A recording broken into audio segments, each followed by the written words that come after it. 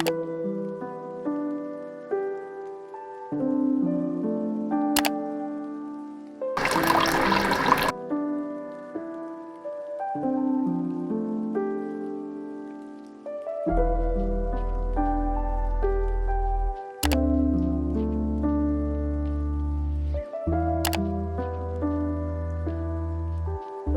haven't filmed one of these in such a long time, but I'm very excited because it's officially October, and something about going to the bookstore during the fall season just hits different. Even though I say it's fall, I do live in Florida and it's still a high of like 85 degrees today, so it's still gonna be hot, but in my mind I'm like manifesting 70-60 degree weather hopefully soon. But very excited for this Barnes & Noble trip. We're just going to have a little cozy day at the bookstore today.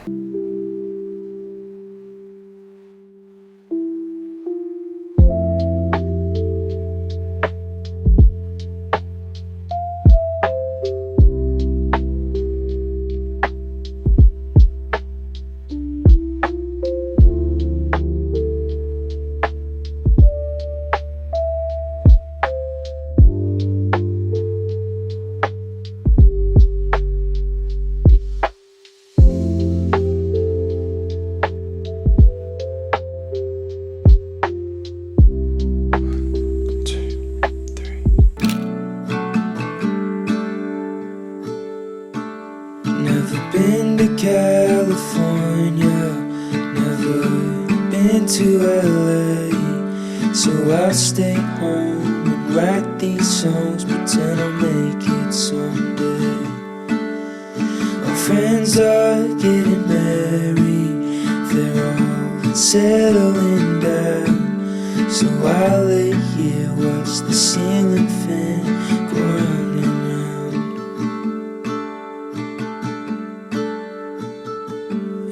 It's always gone too fast, like a trip to the beach or the life of James Dean. And it kills me to think I'm avoiding the pill I can't swallow.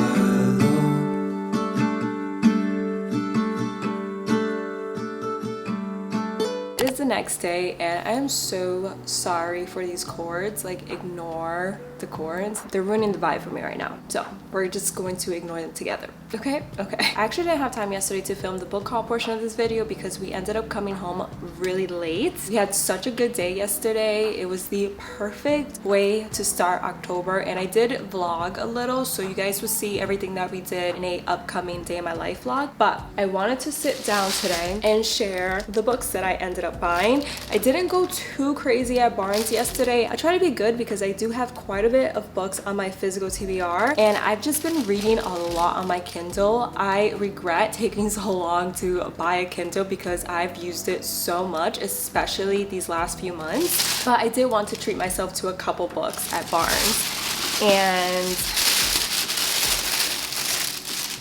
I'm very excited about them. First up, we have Betting on You by Lynn Painter. I actually read this book, I want to say 2 months ago, maybe a little bit more than that, on Libby, and I ended up loving it. I gave this book 5 stars, and I normally don't buy physical copies of books that I read on Kindle Limited or Libby just because I think it's a waste, and the chances of me rereading those books are very slim to none, except for the books that I give 5 stars and up. Like, if I read a book and it gives me the best vibes and I keep thinking about it, then I'll end up buying it. And I saw this version at Barnes. The pages are sprayed pink with little white hearts on it, and I think it's so adorable. As soon as I saw this book, I knew it was coming home with me. So if you're unfamiliar with Betting on You by Lynn Painter, it is a fake dating / friends to lovers YA romance. For me, Lynn Painter writes the best, well, one of the best YA romances out there. I don't really like her adult romance books, but her YA books just do it for me. They're always just so freaking cozy and so funny. funny. This one follows two main characters, Bailey and Charlie. They both come from divorced parents. They relate to each other a lot for that reason because they both have gone through similar situations with their families. They actually meet for the first time on a plane and they don't hit it off whatsoever. They actually find one another very annoying, but as fate has it, they end up running into each other again years later, and they actually start to fake date with one another in order to try to break up Bailey's mom's new relationship. And it's just a really funny, cute little YA romance. I freaking love Charlie. I do wish that Lynn Painter had gone a little deeper with his background because we really just got surface level when it came to his problems at home. But I definitely recommend it if you want a cute romance book that's going to have you kicking and giggling all night. Definitely read this book, and also tackles some really heavy topics. And I think if you come from a divorce family, then you probably can relate a lot to this book as well. So really enjoyed it, and I'm glad I got this beautiful version of it. The next book that I picked up was The Last to Let Go by Amber Smith. So I actually read The Way I Used to Be by Amber Smith last year, or maybe 2 years ago now, but I really loved that book. I think I ended up giving it like a 4.75, if not a 5-star rating. It was a really heavy book that tackles sexual assault. If you haven't read that book, I highly recommend to read it. But this one, I think it's one of her earlier books and I just have never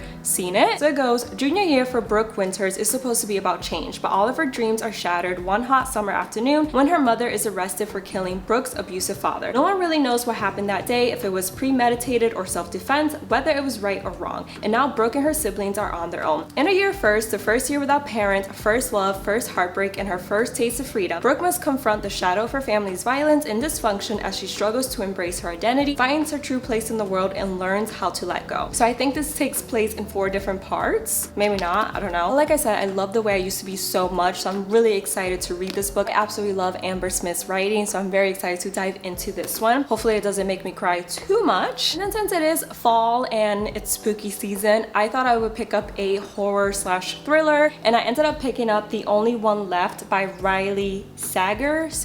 I've only read one other book from this author before. What was it called? I think it was an Amityville horror retelling. Can't think of the name right now. Home Before Dark was the book that I read from Riley. I really enjoyed that book. It was basically the Amityville horror story, just with a different couple twists and turns, but it was basically the same thing. But I didn't mind because I'm a sucker for a good horror book or good horror film, so I enjoyed it for what it was. So I'm actually very excited to check out more of his books, and I saw this one and I immediately picked it up. But this one goes, at 17, Lenora Hope hung her sister with a rope. Now reduced to a schoolyard chant, the Hope family murders shocked the Maine coast one bloody night in 1929. While most people assume 17-year-old Lenora was responsible, the police were never able to prove it. Other than her denial after the killings, she has never spoken publicly about that night, nor has she set foot outside Hope's End, the cliffside mansion where the massacre occurred. It's now 1983 and home health aide Kit arrives at a decaying Hope's End to care for Lenora after her previous nurse fled in the middle of the night. In her 70s and confined to a wheelchair, Lenora was rendered mute by a series of strokes and can only communicate with Kit by tapping out sentences on an old typewriter. One night, Lenora uses it to make a tantalizing offer: I want to tell you everything. As Kit helps Lenora write about the event leading to the Hope family massacre, it becomes clear there's more to the tale than people know. When new details about her predecessor's departure come to light, Kit starts to suspect Lenora might not be telling the complete truth and that the seemingly harmless woman in her care could be far more dangerous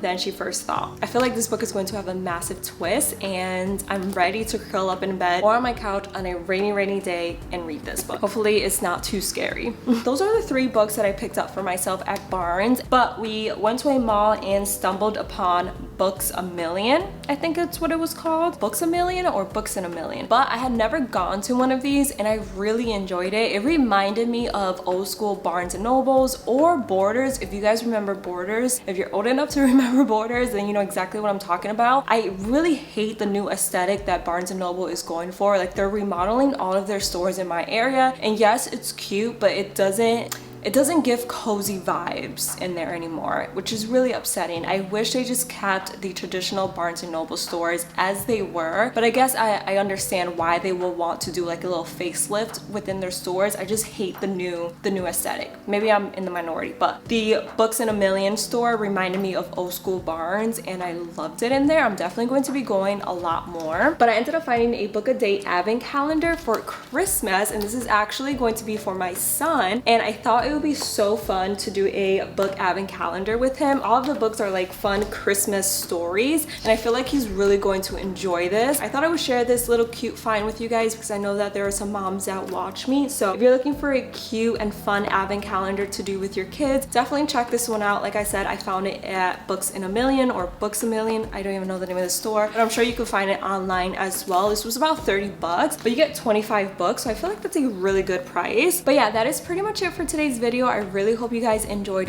watching. I hope you guys enjoyed the cozy vibe. I had so much fun at Barnes, and I definitely want to go more often. I feel like I stopped going for a while, at least during the summer, but now that it's getting cooler, I'm more motivated to go because I don't like going out in the summer. I hate going out in the summer, but I feel like I'm going to be going more to the Books in a Million store because I really like the vibe in there. It was very cozy, unlike the new Barnes.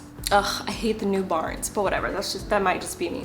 Anyways, hope you guys enjoyed this video. If you did, don't forget to give it a big thumbs up. Don't forget to subscribe. I would love to have you a part of my channel, and I'll see you guys in the next one. Bye guys.